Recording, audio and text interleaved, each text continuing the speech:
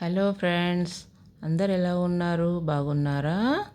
So మనకి ఇంట్లో అప్పుడప్పుడు అన్నం అనేది మిగిలిపోతూ ఉంటుంది కదండి.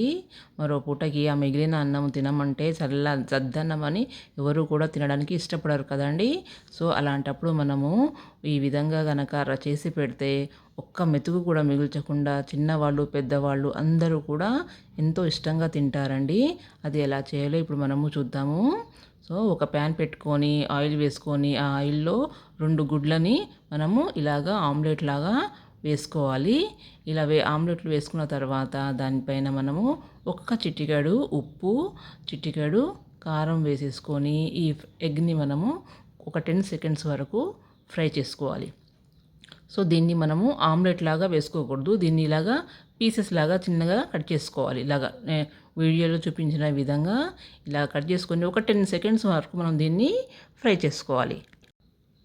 10 సెకండ్స్ తర్వాత దీన్ని తీసేసి మనము పక్కన పెట్టేసుకోవాలి.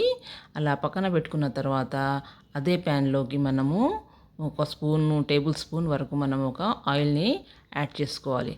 ఆ ఆయిల్ వేడెక్కిన తర్వాత అందులో ఒక స్పూన్ వరకు జీరా వేసుకోవాలి. ఆ తర్వాత కొద్దిగా కరివేపాకు వేసుకోవాలి. సో ఈ జీరా కరివేపాకు వేయడం వల్ల దీంట్లో ఫ్లేవర్ అనేది చాలా బాగా వస్తుంది.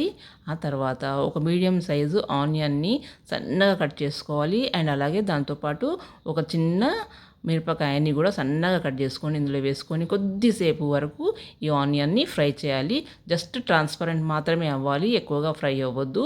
అలా అయిన తర్వాత ఒక చిన్న స్పూను అల్లం వెల్లుల్లి పేస్ట్ వేసుకొని దాని పచ్చి వాసన పోయేంత వరకు కూడా ఈ అల్లం వెల్లుల్లి పేస్టుని ఇలాగా ఫ్రై చేసుకోవాలి.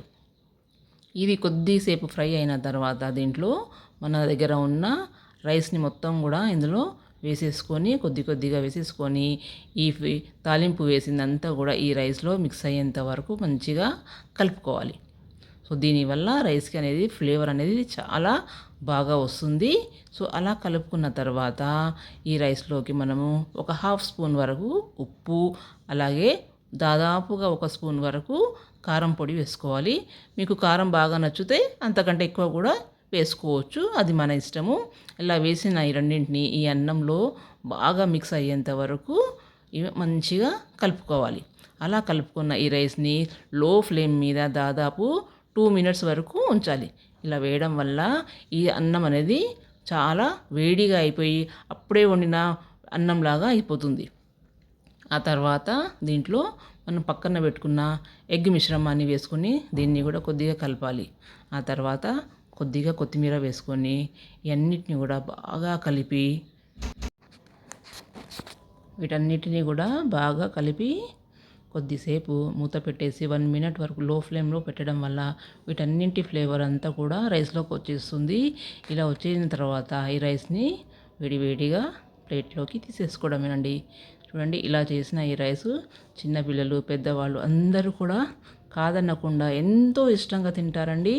ఒక్క మెతుకు కూడా మిగిల్చరు, ఇది గ్యారంటీ. దీనికి తప్పకుండా ఒకసారి ట్రై చేయండి. ఈ వీడియో కనుక మీకు నచ్చితే మా ఛానల్ని తప్పకుండా సబ్స్క్రైబ్ చేసుకోండి, లైక్ చేయండి, షేర్ చేయండి. ఉంటాను, బాయ్.